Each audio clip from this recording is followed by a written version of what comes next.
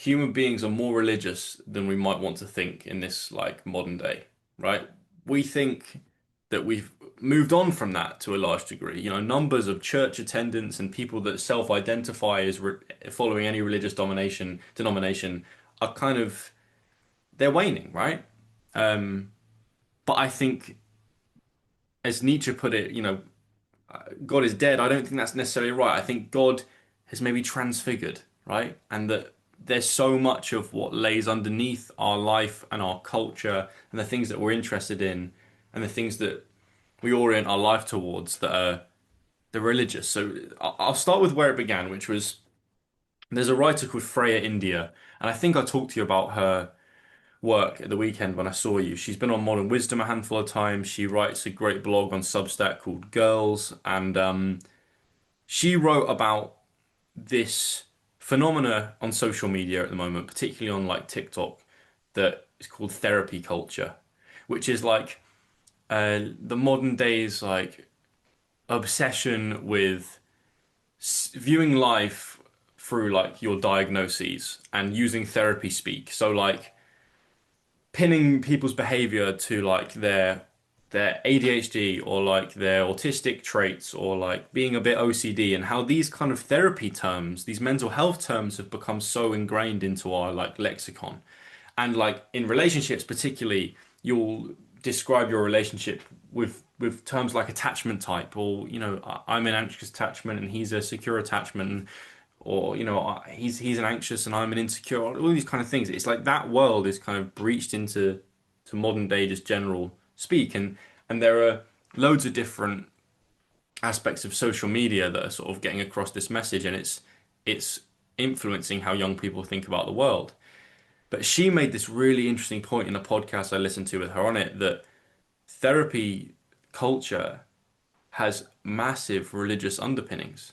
And it's and she posed the theory that the reason it's become quite big is because it satisfies maybe our religious like need and our religious inclination. And she wrote this paragraph that I'm sort of paraphrasing, about to paraphrase, where she said, you know, we no longer pray, but instead we are suggested to repeat positive affirmations, right? We no longer go to confession, but trauma dumping on your friend is something that we say we should be doing or do. We no longer feel like we reach salvation, right, through a religious experience, but we go on our own healing journeys from our trauma. We no longer have to resist temptation from the devil. We have to reframe our intrusive thoughts, right? And we're no longer speaking to God, but we say things like the message we put out to the universe or putting trust in the universe. And I think she's right in that all of these terms and these phrases that are part of this like movement, I guess, online do have quite religious underpinnings. And then I thought about this quote that I read by a guy called David Foster Wallace. And he said in a speech that you can find online, I might leave the link in the show notes to this episode. He said, everybody worships, but the only choice we get is what to worship. And an outstanding reason for choosing some sort of god or spiritual type thing to worship is that pretty much anything else you worship will eat you alive. And we've talked about it before on the podcast, right? I think we said something, we discussed something in the past that like for a drug addict, heroin or cocaine or their drug of choice is their god. And that makes sense. But what do we really mean by that?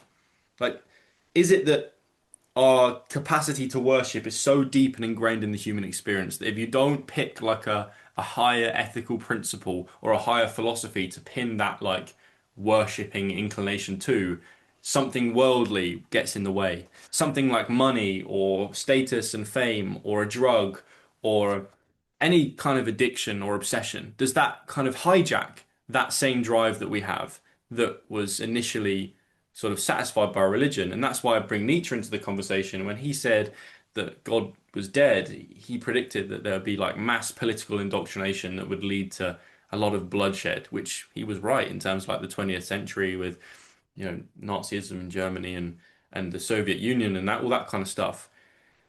But I think God didn't necessarily die. I think he just transfigured, or maybe the religious inclination didn't die. Instead, that moved to other things, and we're not aware of it. Now, I think I'll pause there, and see if you Yeah. have any points. And I have a few more further bits to go on as we go through. But so far, am I making sense? And do you have any thoughts? Yeah, this is good. I uh I think of immediately one of Peterson's claims on Jubilee was that everyone worships something, even atheists. They just might not know what it is. And I think this therapy culture it's a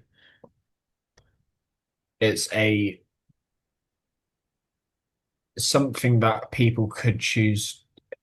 It's a proportion of this is something that people could choose to replace that with.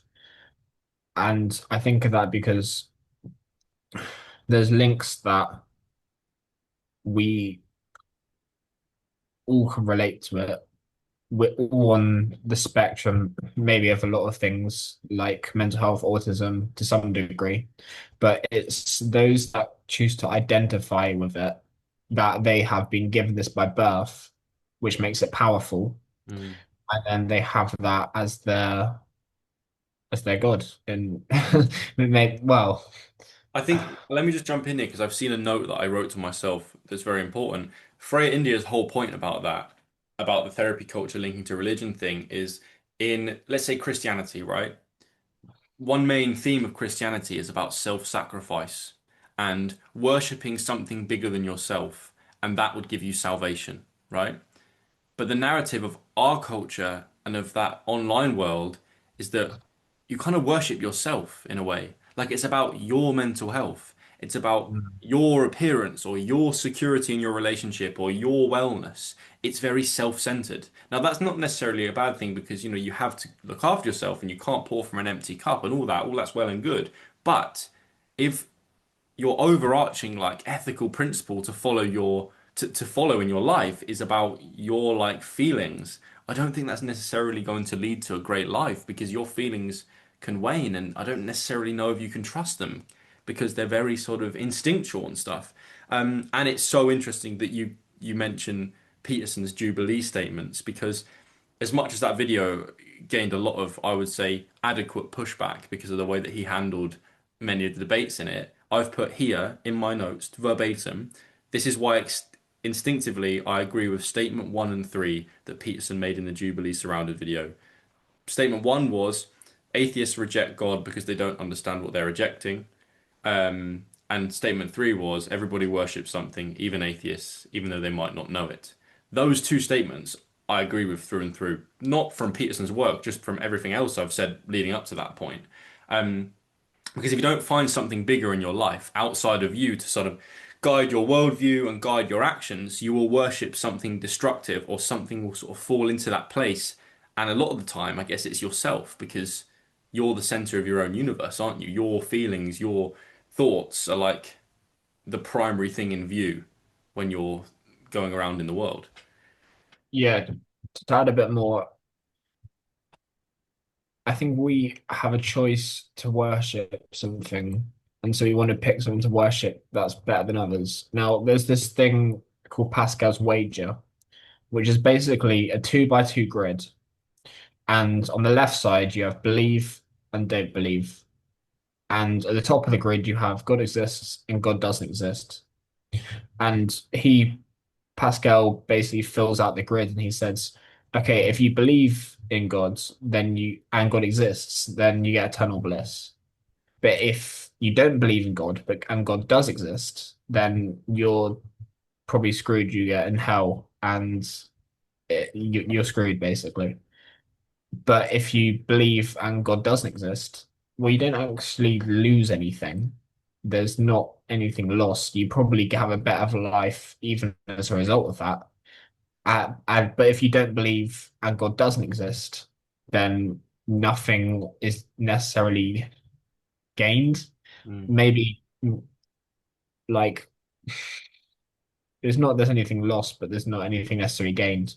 And so his conclusion, with filling out all those four possibilities, is that it's better to believe than not to believe. Mm. The worst that's gonna happen is that nothing's gonna get lost. Whereas if you don't believe and he ends up existing, then there's gonna you're gonna be screwed in maybe the afterlife or something. But I take this. And I think you can replace God with, I don't know, let's say I want to be an astronaut. If I believe I'm going to be an astronaut and that ends up existing, well, that's brilliant. Mm, If I believe and I don't become an astronaut, well, I've still learnt about space and how that process, what that process is like. I've met a couple people. There's something to be gained. I haven't lost anything. If I don't believe I'm going to become an astronaut, and there is the possibility that I could become an astronaut, then I haven't fulfilled my potential. Maybe that's going to manifest unconsciously because I'm no longer going to be willing to want to get good at things. And if I don't believe I'm going to become an astronaut and that doesn't exist, well, I haven't lost anything. mm, So essentially, you need to believe in something because it's better than not believing. yeah. And well, what happens when you don't worship anything and you don't know about it? Well, I saw in your notes about living a toothless life. That's what that is to me because when you're not worshiping anything, when you're not biting into anything, Mm, then that to me is a toothless life. And just to finally finish. There was a really good line in Nietzsche's Gay Science where it was like, when Buddha died, we lived in its echo for years. And that would be another way to just kind of think about this is maybe God isn't properly dead, but we're now living in an echo. mm. Um, yeah, I'll get back to you. So I've got a lot more to kind of branch out into this because I think it's deep. This is a deep kind of system of ideas, and it's worth digging into it. And I think it's all around. Like I think it's all around this definition problem of God. And I think that's why, like, if people listen to the podcast regularly, they would think that I'm a very religious person. And I am to a great degree, but I don't follow any typical religion. I don't go through like the worldly rituals. I'm not a Christian or a Muslim or a Sikh or a Buddhist. I have kind of my own relationship with the divine and the mystical that comes from psychology, I guess, mainly. But when you say, let's take the astronaut example because I think it's great, right? Believing that you could become an astronaut, you could think about that as you have faith in a positive outcome, right? Which is, it's your very specific positive outcome. But if we take away the specificity, believing you could become an astronaut is faith that if you do the work, learn the things, practice the craft, that you could reach that positive outcome. And then I go, well, faith is a very religious word. Believing, like faith in a positive outcome. If we make that vaguer and vaguer and vaguer and vaguer, right, and take out all the specificity of the person and the specific path they want to go down, and there's a belief that we have faith that the universe is, going in a positive direction, that the world is leading to some kind of future positive outcome, that there is good in the world. If you believe in good, if you have faith in good, then you have, like, is that not just believing in God? Like faith in a positive, ethical, like principle that runs through the universe, faith in a positive movement forward that the universe is going in, is that not the same thing? Um, and like I think that's why Pascal's wager kind of points to that. Is it not better to believe that there's something positive going on in the world? And is it okay that we just use the term God for that? I mean, there's a quote that Jimmy Carr uses a lot on podcasts, and I think it's attributed to the roadie of AC/DC. I think I've got his name written down because I should credit him because it's so good. Where is it? Somewhere here. Barry Taylor, his name is. That's what the internet told me anyway. And his quote is, "God is the blanket that we throw over the mystery to give it shape." So good.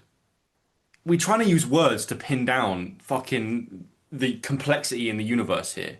And it's never going to work. It's the blanket we throw over it. And I'll finish with something actually that I hadn't written down in my notes and I hadn't prepared for in this podcast, but it seems the right moment to put it in. And it's been in my head like for the last like 14 hours or whatever since I heard it. And there's a speech that Muhammad Ali said at a Q&A, right? And this English kid asks him, "What are you going to do after you retire?"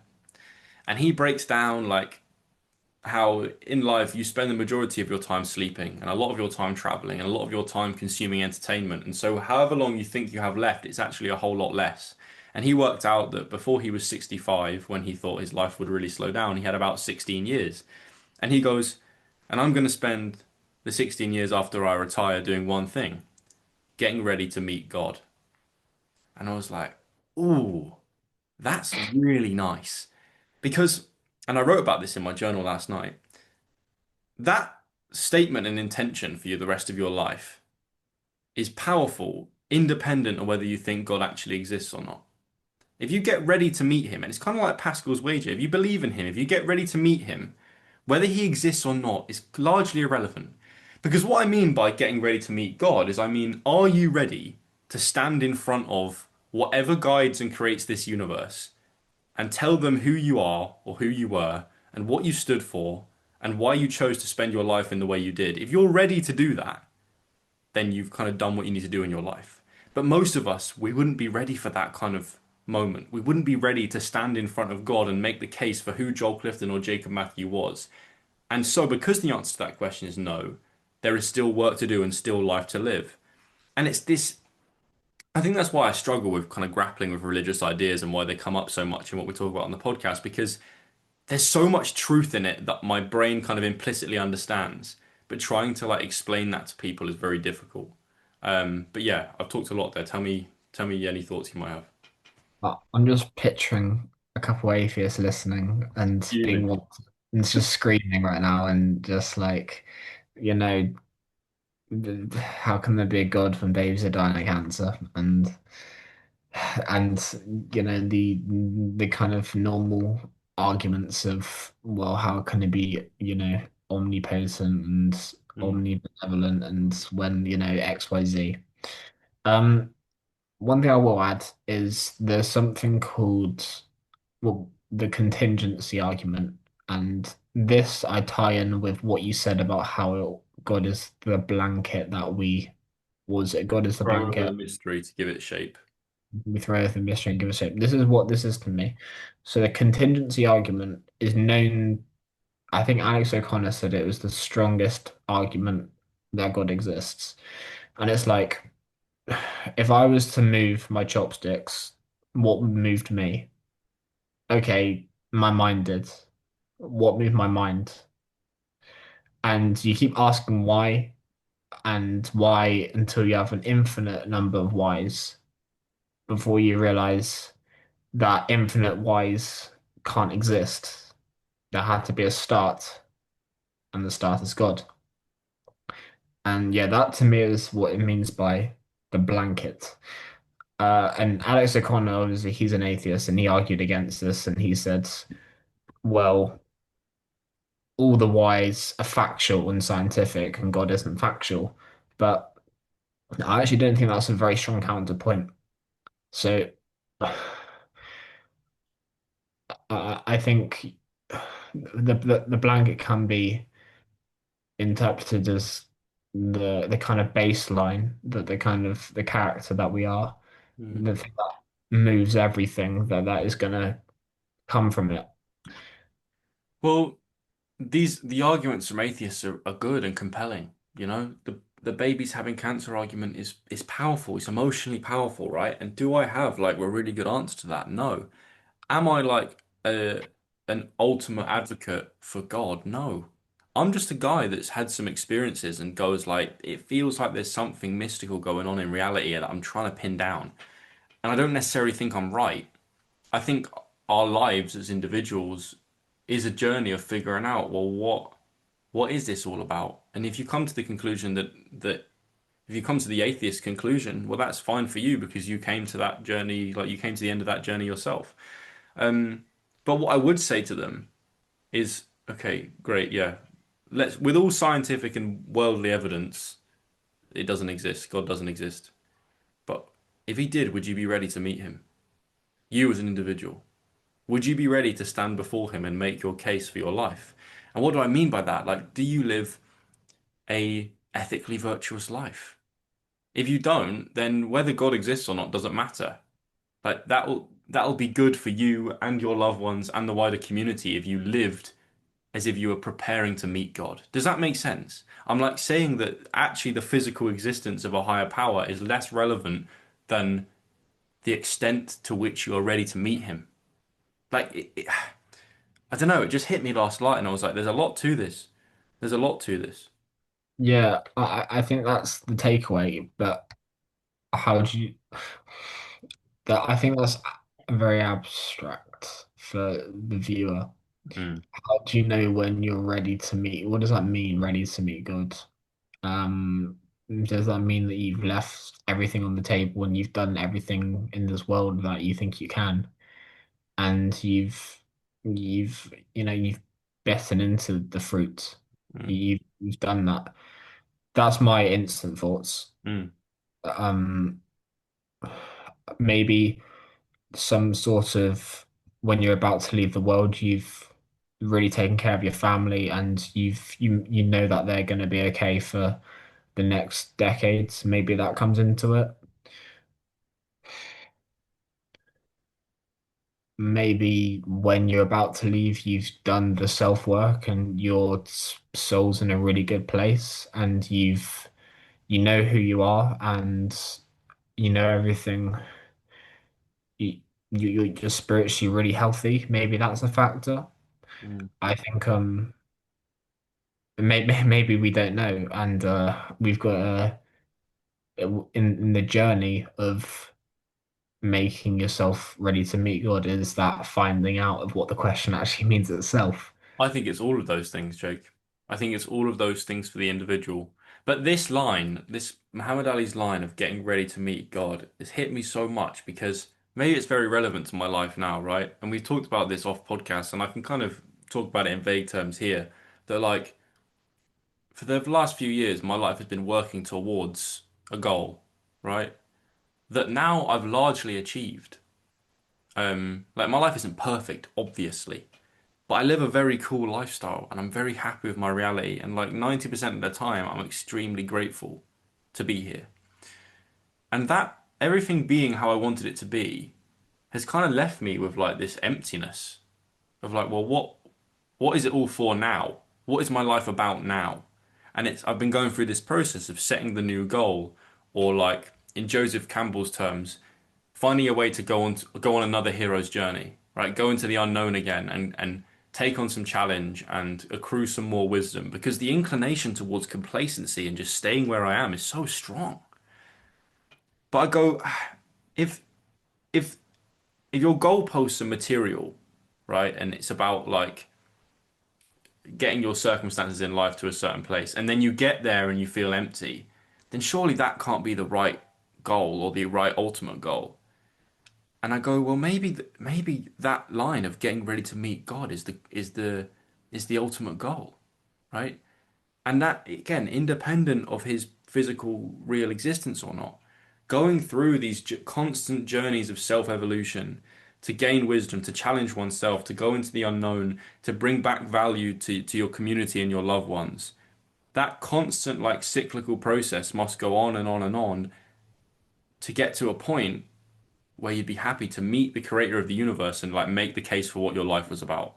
And I know that's very abstract, and I know people will kind of be confused by that, but if it resonates with anyone, then I've done what I need to do by saying it. It feels like it clicks correctly with something in me. Yeah. Now we were saying that everyone has a god, and the a child's god is to become an astronaut. To them, meeting God is the thousands of hours that allowed them to be able to get the opportunity to go into the spaceship and Mm, go up to Mars. mm, That would be their version, maybe, of meeting God. mm, As you said, the ultimate goal isn't going to Mars, it's meeting God. And mm, so that's what basically Saint Augustine said. Saint Augustine said that desires generally imply that something can satisfy them. If I desire to be respected, I can buy a suit, I can buy a watch until I realize that the suit and watch isn't good enough and I have to buy a Louis Vuitton bag. And then the desire keeps multiplying until you realize God is the only thing that can satisfy it. Therefore, God exists. That's what he says. Um, and well, what do I mean about what does that mean? God is the thing that can satisfy it, the ultimate goal. Well, I think if I have a good relationship with the infinite, if I have a purpose, then the desire to be respected, to buy the material stuff, that I don't have anymore because I have the ultimate.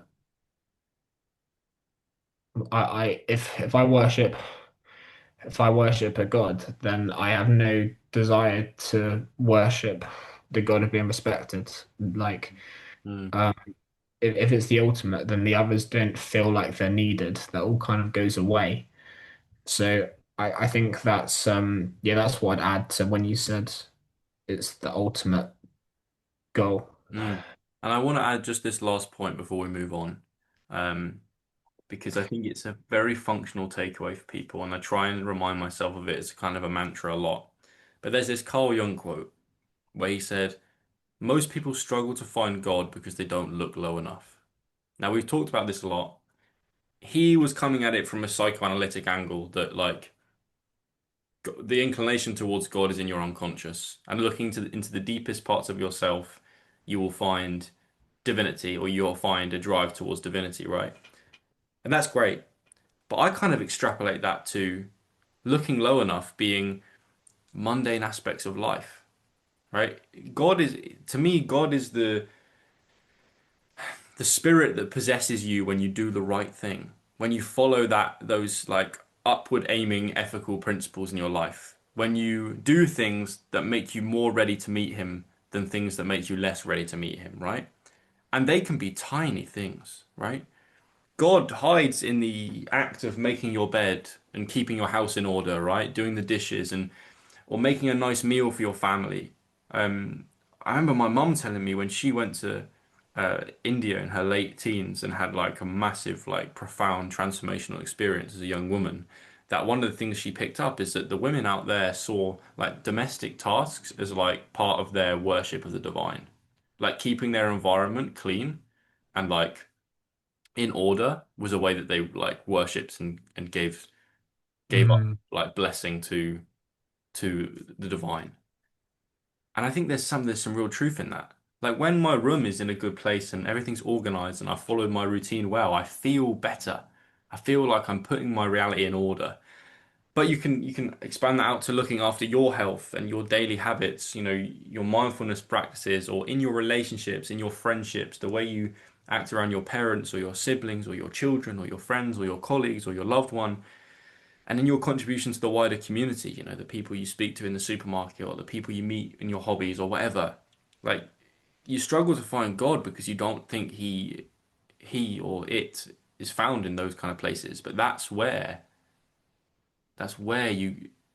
you contribute to the divine is in those things you do day in, day out. So yeah, yeah, there might be a lot of slack for the things we've just discussed, but I think these conversations is worth having. the you don't look low enough.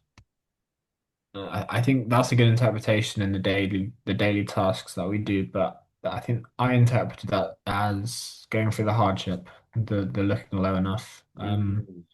The astronaut going through and failing whatever test and having to retake a year or something.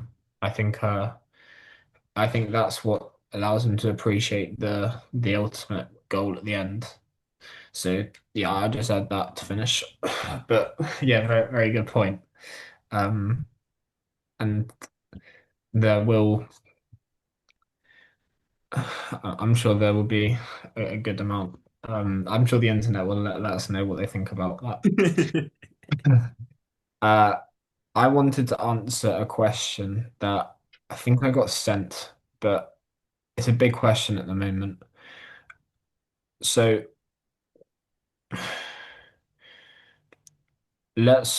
if I look into the future a bit, and we're going to assume that if there's a reality in 10 years that AI takes your job and we live in this very automized reality, how do you find meaning?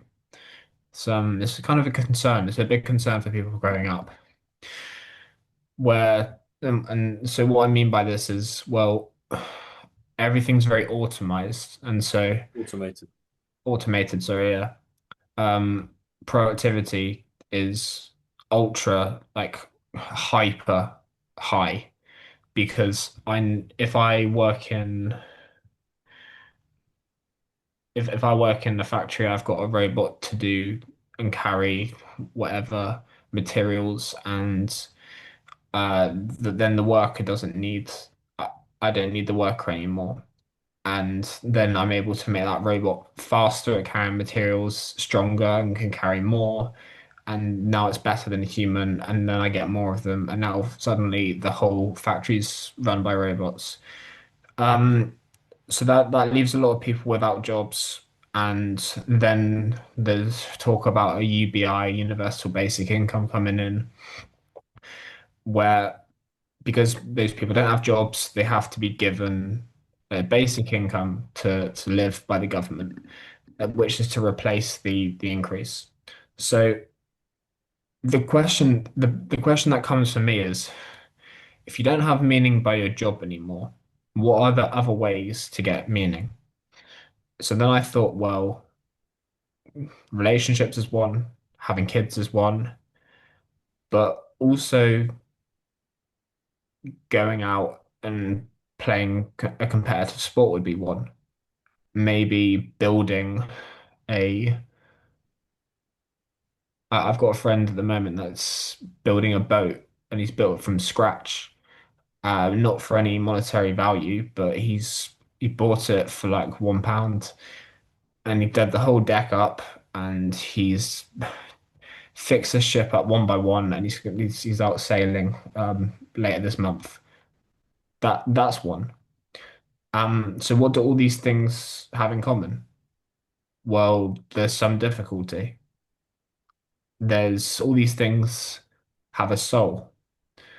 And so then I came to the conclusion of you want to surround you want to surround yourself with things that have a soul.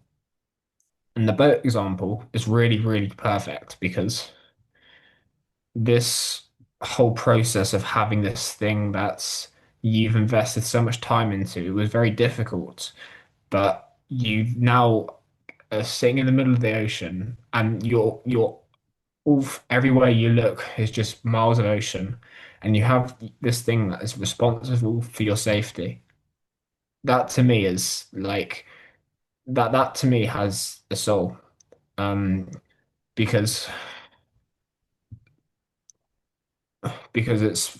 it's meaningful. It's literally responsible for your safety. Without it, like you're going to drown. And so I suppose pets would be one of them. And so I want to basically say with this point is it's going to be okay if you don't have a job. There's still many other things that you can do without the monetary capitalist value that you can still get meaning from.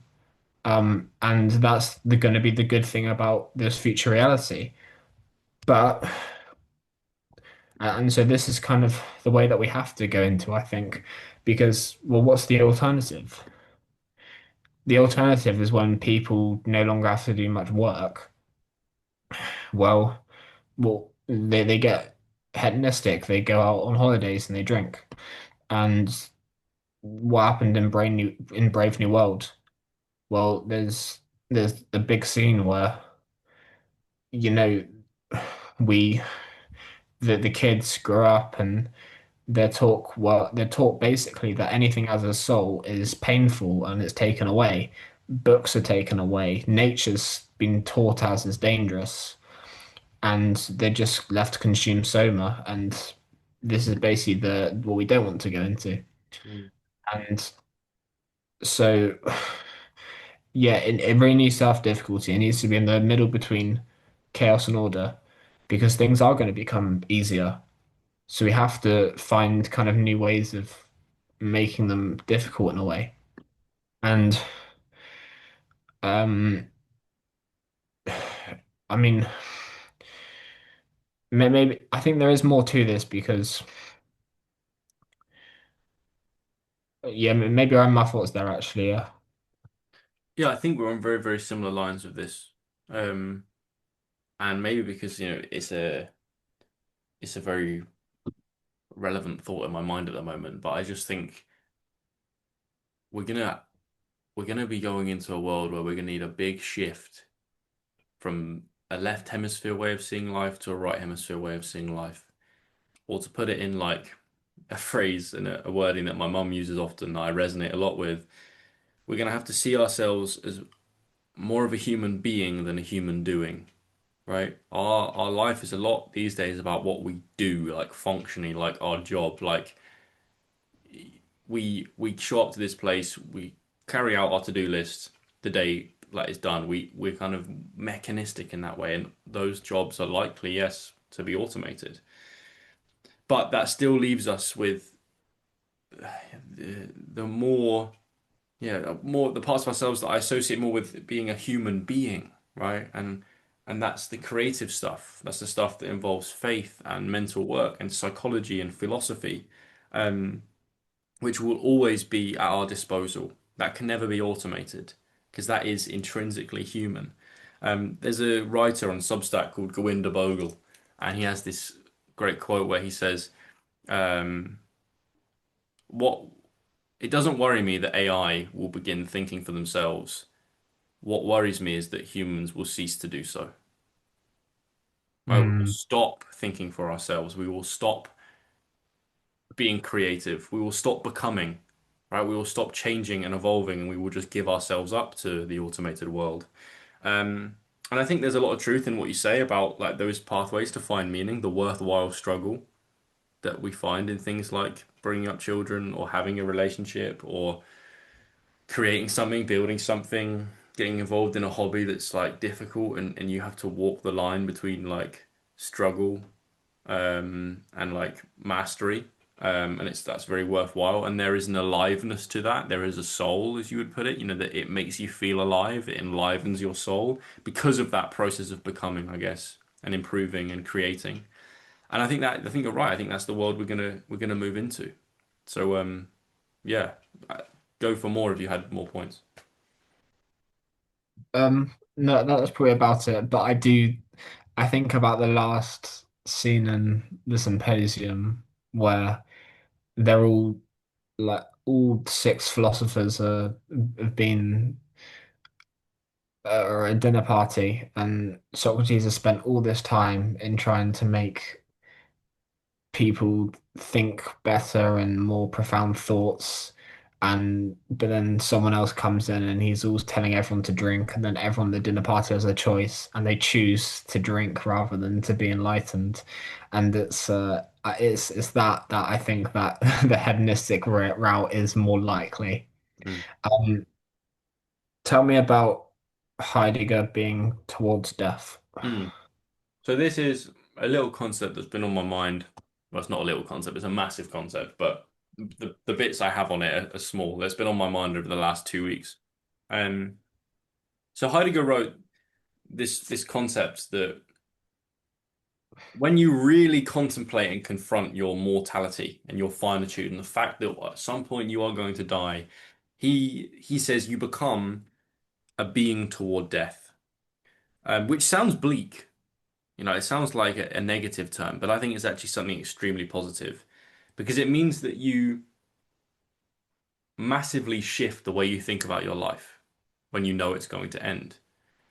You cut out all the fat in terms of the things that really don't matter to you, and you almost point your life towards the things that actually do matter. That involves sacrifice, obviously, but you're only sacrificing what doesn't feel relevant. It's like pinning your life to something once you know that you're going to die because you only have a finite amount of time. You can't be everything.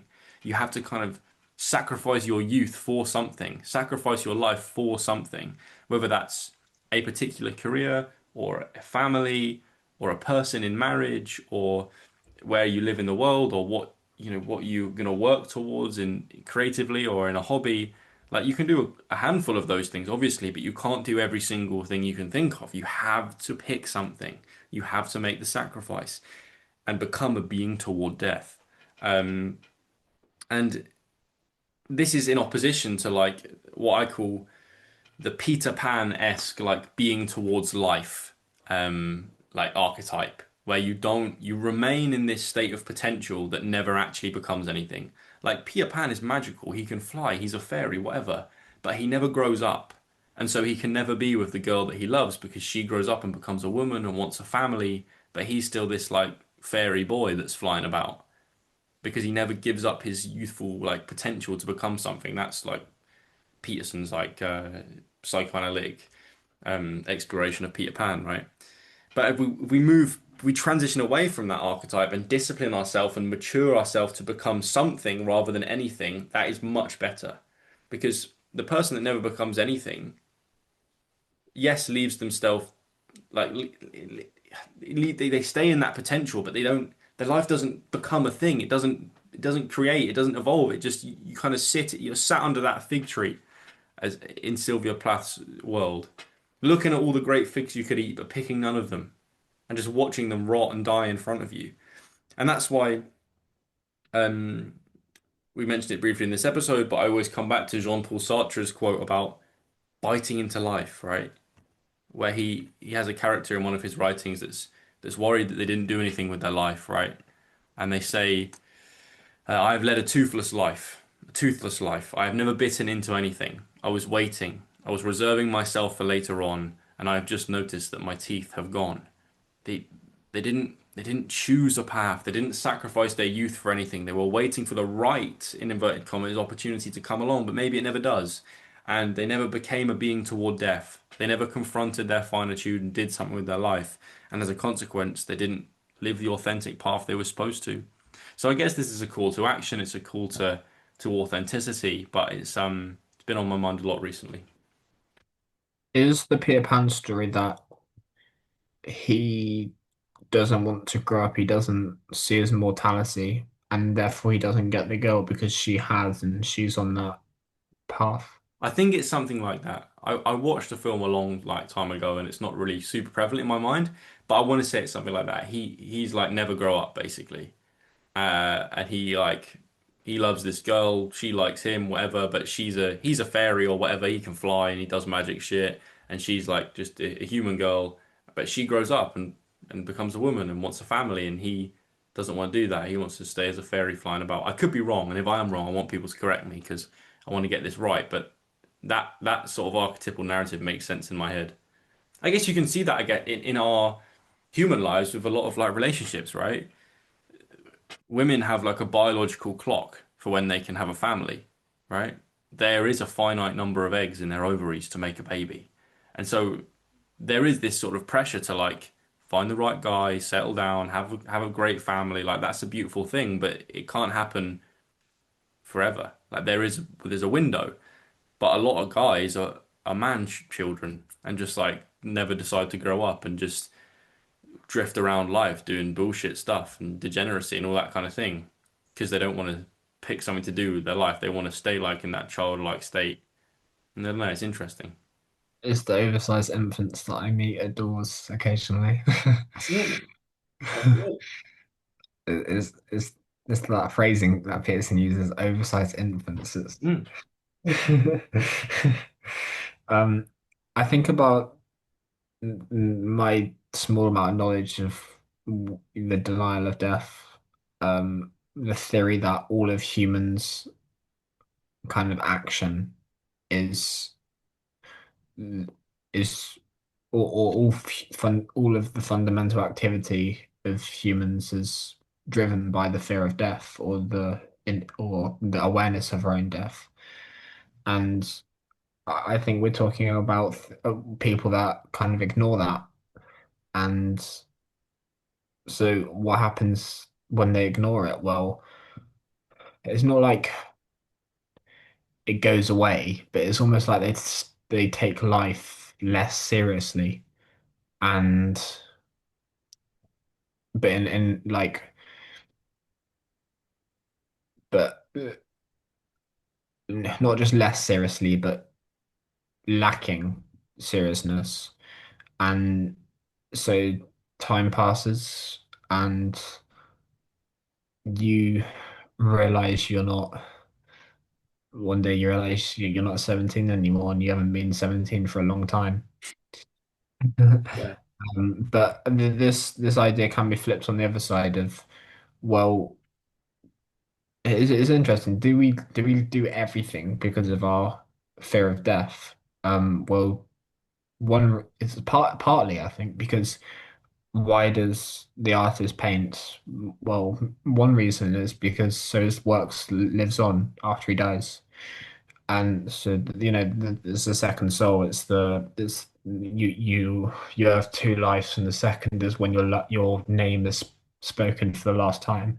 Mm. Um, and I mean, maybe we can think about maybe our our death being the fundamental driver of human activity. That can also be things like just surviving the week for the animal kingdom of I need to eat. We have these needs. So I think that we don't have to just think about when we're 80, when Yeah. we're gonna die. We can also think about we have these needs right now. The lion doesn't say I don't fancy gazelle tonight because it's too fatty. The lion needs to eat. Um, Yeah. Well, and I think also I just want to jump in on your artist point because I think there's something in that. It may not necessarily just be about the artist's death, but also the transience and the finitude of beauty, right? When an artist paints a landscape, it's trying to capture something in that world that it's looking at, whether it's the night sky or it's a rolling meadow or a beautiful river stream or like whatever. It's trying to capture something beautiful in that that will end at some point. Because it's eventually, those trees are going to die. Eventually, the stars will like be changed into daytime, and you'll never quite get the same sort of night sky with that level of like lack of cloud cover or that angle of whatever, all that kind of thing. It's trying to capture something in the beauty that is finite. Do you know what I mean? Mm. Um, and yeah, I like your point about like de death's gonna happen anyway, right? It's coming for all of us. He's waiting in the corridor of your life for the moment when it's your time. And you have a choice. Do you numb yourself from that reality or do you confront it? Right? Because animals can't consciously confront their mortality. It plays in their instincts at all times. The lion knows that it has to catch the prey. It knows that it has to stay out of danger. It knows it has to look after its young because it's kind of instinctually driven to do that. But human beings, we can become consciously aware of our death. And that's why our behavior is so interesting, and that's why that book is so interesting. But because of that, we have that choice: numb yourself from it or confront it. It's like I think about the like psychological literature on facing fears, right? And that like the best way to deal with a fear is to confront it, whether that's through systematic desensitization, which is more like a gradual exposure to the fear, or whether it's like flooding, where you experience the fear at its maximal intensity and realize that you're braver than you once were, and sort of you can process that anxiety. But maybe it's the same with the fear of our death, right? We can ignore it, but it's going to continue in the background of our life, simmering underneath everything. Or we can confront it voluntarily and overcome that fear, become a being towards death, do something with our life. Um, and and then that's the way you defeat death, I guess, is you do something. You just make something of your life. Because you can't make anything of your life. But if you do something, you've at least justified your existence. I I think it's part of a fable, or it's just like a nice little short story. But I really like this. There was on this kind of theme. Imagine there is there's a circle of animals all picking and jumping on this lion, and this lion's on the ground and it's kind of defeated. And on the lion's last breath, it it said on the lion's last breath it says, "Yeah, but I was a lion once." Mm, Mm. It's like exactly. that's what you want. You want to get to your last years and be like, "Yeah, I was a lion once," Mm. and it's that honor. Um, but yeah. Do you want to go on to, have you got another point? Or should we sort of, How long have we done? I actually have no idea. Mm. I want to say like almost an hour. Mm. Um, I have a small thing that I could pose to you, which is kind of very different from what we've been talking about, but go um, for it. things that I've been picking up from the psychology of money or reading the psychology of Yeah, money. yeah, do that. Um, so I've got three like little points that I've taken away from like the how many chapters have I read now? I have read I'm on chapter I'm about to read chapter 11. So yeah, I've read the first 10 chapters, which is half the book. He's the 3 points I've taken away is number one, agency over our time is the biggest influence on happiness. And it's why you should gain any level of wealth, is to have agency over your time. Once you have that, once you can wake up in the morning and do what you want to do and what you think is best for you with that day, you've made it. It's not about the material wealth, it's not about the possessions, it's about that kind of wealth over time or agency over time. Mm.